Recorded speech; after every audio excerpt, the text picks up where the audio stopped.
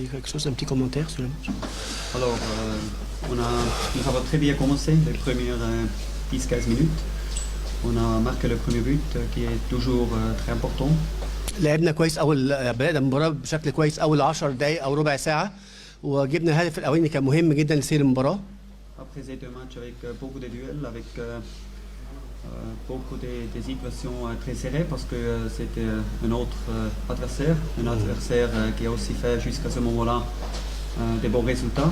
طبعا كده كان في التحامات كتيره كوات مشتركه كتير وطبعا كان الماتش كان قريب لان بنلعب مع فرقه يعني فرقه كبيره فرقه يعني عملت نتائج كويسه في الدوري لغايه دلوقتي. Heureusement, on a marqué le deuxième but, la deuxième mi-temps avec une super belle but de Soliman.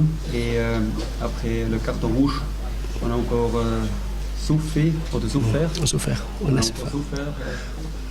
Un peu plus, mais à la fin, on a marqué le deuxième but avec Soliman et on a gagné ce match-là 2-0 et tout le monde est content. هو بيقول طبعا بعد كده جه الهدف الثاني وليد سليمان حط جون جميل طبعا كان في كارت احمر فطبعا عانينا بسبب الطرد اللي حصل بس الجون الثاني بتاع وليد سليمان يعني حسب المباراه وكسبنا 3 نقاط بتاعت المباراه.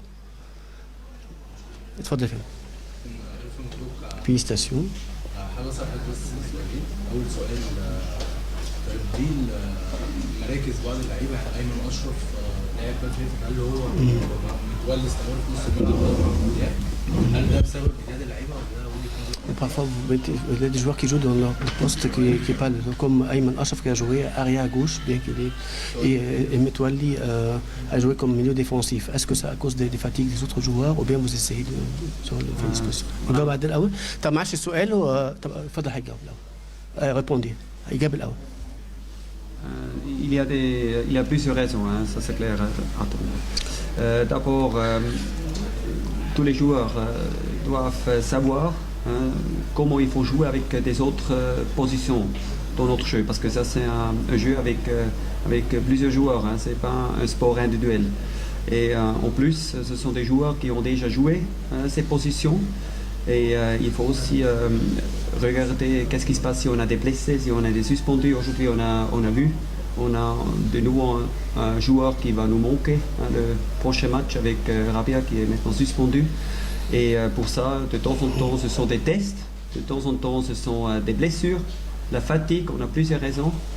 Mais on a des joueurs qui sont capables de jouer plusieurs positions.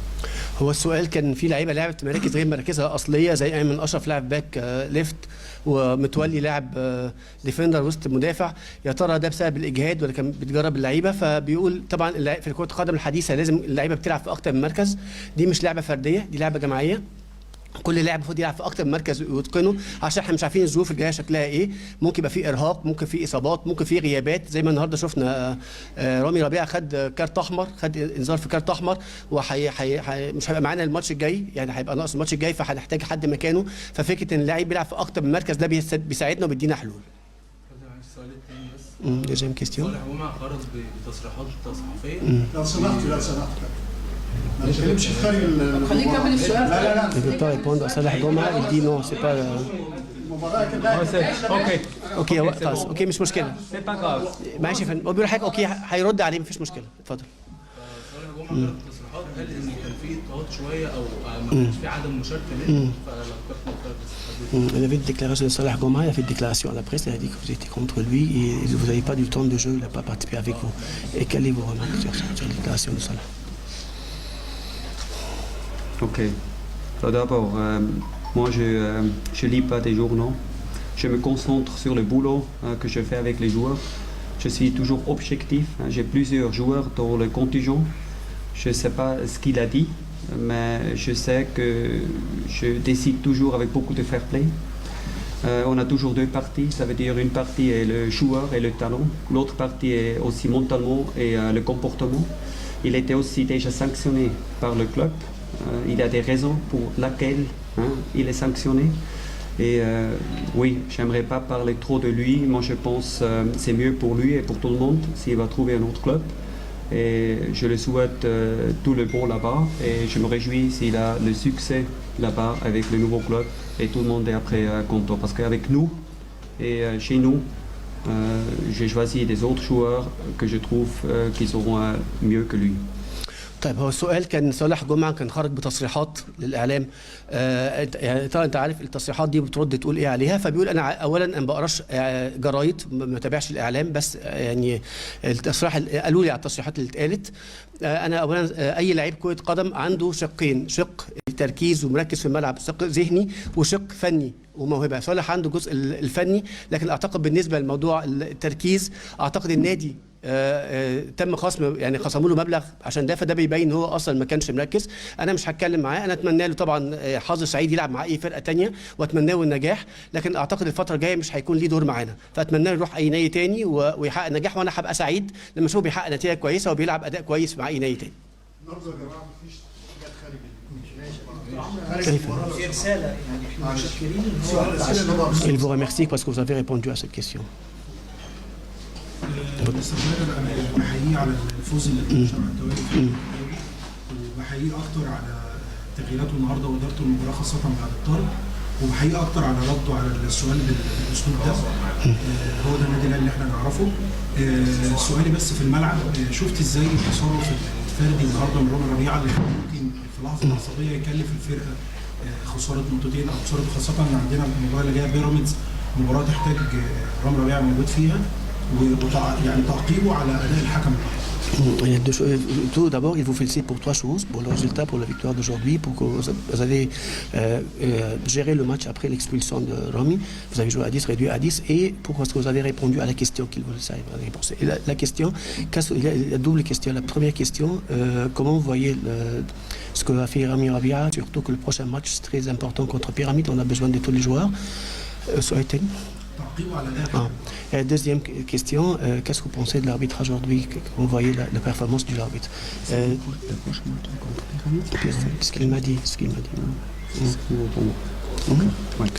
Alors d'abord, c'est très facile. Hein. Rabia a beaucoup d'expérience.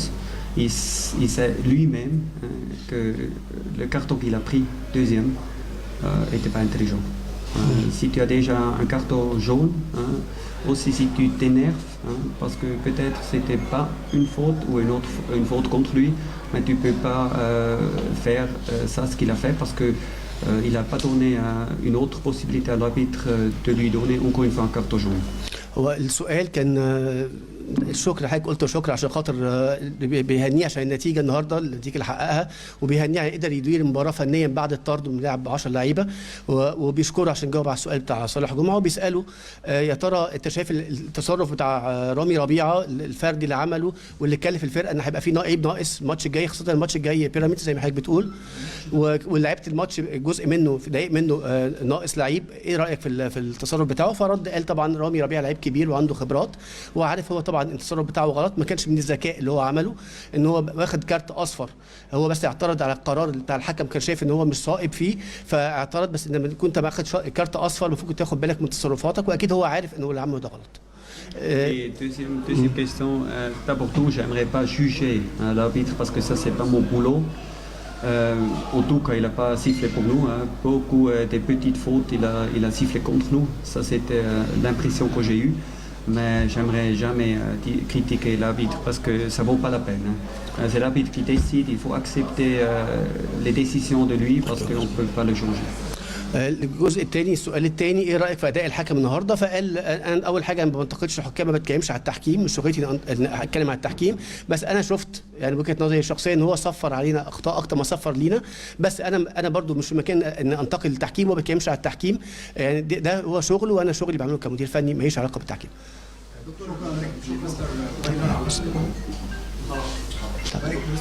طب معلش سؤال هذا كاستيو il vous félicite pour la victoire d'aujourd'hui. Le taux de marquage le taux de marquer de but derrière 15 minutes c'est la deuxième c'est le point positif que vous avez aujourd'hui qu'on a commencé à marquer derrière 15 minutes c'est la deuxième fois qu'on marque à dernière 15 minutes de la rencontre. Deuxième chose que Ahmed Echer a commencé à avoir un rôle défensif il revient pour défendre avec et ça c'est quelque chose de positif ça. Ouais, ça c'est très très positif. Je répète, ça c'est pas un sport individuel. Il faut avoir un comportement comme équipe. Il faut tous défendre. Il faut tous essayer de créer des occasions. Et si un joueur fait des progrès aussi qui concernent ça, je suis très heureux. هو السؤال برضه عشان لو محدش سمعه بيقول احنا بنهنيك عشان اول حاجه طبعا انت الماتش المره ال 12 ان الاهلي يسجل في اخر ربع ساعه، في معدل التهديفي بتاعه عالي في اخر ربع ساعه، وده بينه في تركيز لغايه اخر المباراه. والجزء الثاني طور من اداء احمد الشيخ، بقى بيعمل ليه واجبات دفاعيه مع الجزء الشق الهجومي بتاعه، فهو رد قال اول طبعا ده كشغل كمدرب المفروض اي لعيب كره قدم يبقى ليه دور دفاعي ودور هجومي، زي ما انت بتخلق فرص وتوصل تروح للجون لازم برضه بتساعد زمايلك في الدفاع. هو بيبقى سعيد ان اي لعيب بيتطور في ادائه، يعني بيبقى سعيد، بيبقى مبسوط له، يعني ان هو حاسس ان هو ليه دور في تطوير اداء احمد الشيخ. اوكي شكرا.